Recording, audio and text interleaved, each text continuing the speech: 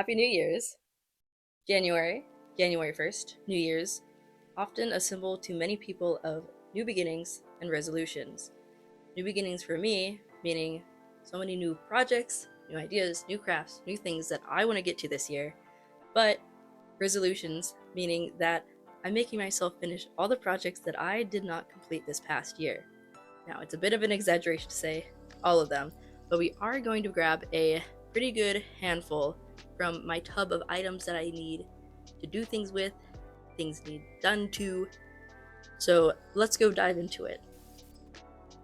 This is my tub of things, full of unfinished projects, things I want to use, things that I need to do something to, also full of things that I felt too bad to throw out. If anyone knows what to do with empty candle containers, that isn't turn it into a new candle, please let me know in the comments below your ideas. But I've already spotted a few things that I do want to finish and complete and pull out of this box.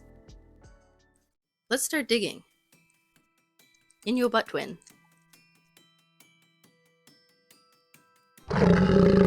This first pile of items is half from the tub and half pulled from my closet.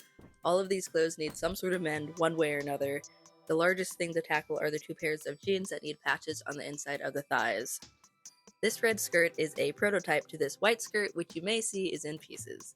The red skirt's waist is too big, so that needs fixed, and then the white skirt needs to not be in pieces. Labubu. Now, I did not want to buy a Labubu, nor did I really want a Labubu at all, but I just felt so urged to make one. Urged by who? Urged by what? I don't know, but thanks to the Dollar Tree, this Labubu was approximately $2.50. This long skirt I made from disassembling a dress from the thrift store and needs the waist fixed. This skirt is hogging half of my pins right now, yet I still have not touched it. Backpack. Oh, I've had this backpack since preschool, so no wonder. We made these ornaments before Christmas. It is now after Christmas. They need a clear coat sealant and strings for hanging. First thing on the list is going to be the white mini skirt that is in pieces. Half because I know it will take the longest and I don't want to lose motivation, and half because I wanted to wear it the next day. This is me changing my pressure foot for the first time on my new machine and unscrewing the whole thing instead of the way you're supposed to do it. I got the fabric from a dress from the thrift store and I did not realize how much fabric I needed for the ruffles until I was measuring it out and barely managed to make enough strips from the whole dress. I made the pattern from guesstimating how it was generally supposed to go, plus using my waist measurement and how long I wanted it. I will link a video in the description if you want to make the skirt from someone who actually tells you how to do it, and she has a pattern you can use. But first, the first and definitely not the last Gargoyle appearance. He's a newer addition to our house, and I never realized how uninterrupted I was while crafting before having a cat. My dogs don't typically climb on the table and try and eat my scissors. He's great though, we love him. Don't worry, I figured out that the pressure foot is literally easy as a button. I'm changing the foot to a rolled hem because it's just much easier than doing it by hand. First though, the top hem is from the dress edge and the bottom from my rolled hem foot. I realized if I wanted the same width, I had some seam ripping to do. Along with my new machine, I got a new seam ripper, and let me tell you, life-changing. I'm no longer pulling out each individual thread. It was almost therapeutic. Only the strips I cut out from the bottom of the dress had the hem that needed seam ripped, so it didn't take that long. After I unhemmed everything I was about to rehem, I clipped the strips together to sew everything into circles to make each ruffle circle for each of the 3 tiers. First, I have to prove to you that I remember how to change the pressure foot that I haven't actually used yet. Voila! And then sew. And sew. And sew. And sew. You get the idea. And look, I still know how to change the pressure foot. Press of a button. Now, there are many inches of fabric that I have to hem, upwards of 70 times 3, because each ruffle layer was at least 70 inches and then some. So now I'm hemming all 3 tiers. I had to do near nothing. Thank you, pressure foot. Note though, don't go over the thick seams. It doesn't work. One of those things you would think is just common sense, but I guess I learned my lesson the first time after more seam ripping. And back to it. Organization break. I swear I became a better sewer, sewist, seamstress, one of those three. And I gained so much more motivation when I stayed organized throughout a project. But I guess not enough motivation because you saw my bin of unfinished projects. Do you need to see me change the pressure foot again? Because here it is. That's like a 75% success rate at this point. To be honest, the last few steps of this skirt corrupted, but believe me when I say I scrunched the ruffles and I attached everything together and it looks like the red one but white. You'll see it later when I give a deluxe fashion show with everything else at the end of the video. The next thing I decided to tackle was the ornaments. I made salt dough to make these that wasn't technically salt dough because I made it with baking soda for a more white version. Here's the recipe I used, and here's the one that uses salt. You can add food coloring and scents. We ended up painting ours afterwards. If doing the one with the baking soda, you heat it until mashed potato consistency and then you let it cool to room temperature. If you're doing the salt version, you should just need to mix it and knead it. Then you use it like clay and you can air dry or bake. The only thing I have left with these is a clear cover coat on the front and back, and then just give them strings for hanging. Don't worry about our balcony. I don't. Maybe I do a little bit, but I'm mad at my apartment complex. It's been like this for 3 years since we moved in anyways, so is it really a big deal? I gathered all the strings I had to have the full variety of choice to suit each ornament. Gargie's first Christmas off the streets, how sweet. Fish. Worm. I think you guys should play the fun game of which of these were made by me and which were made by my boyfriend. Imposter is sus. Gargoyle again, also known as Mr. Stinky. This one says Jingle Jangle, so I'm told.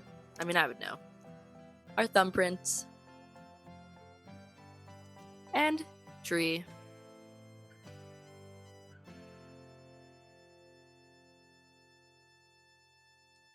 Tree needed some extra gluing, but he survived. And that's the assortment this year. Next year, I'll definitely make another Gargie paw print, and probably some more that aren't circles because the fish and worm might be my favorites. Quick detour, look at the eggs we got from the store. They were so stuck in there. Apparently one was broken on the bottom unknowingly, and I think it just acted like glue for the rest of them. I had to literally rip each one out with carton still attached, but it was still a working egg at the end of the day. We ball. Morning egg, so good. Busting. Also, I'm sorry in advance, I'm not watching the screen right now, but look at this giant spider I found at work. Found from dropping my keys by the door, leaning down to pick them up, and then the spider was in my face. Luckily, though, it was dead, which I realized after when it was in the same spot the next day and has been for weeks now. Sorry you had to see that. Here's some birds. And the moon. Cool.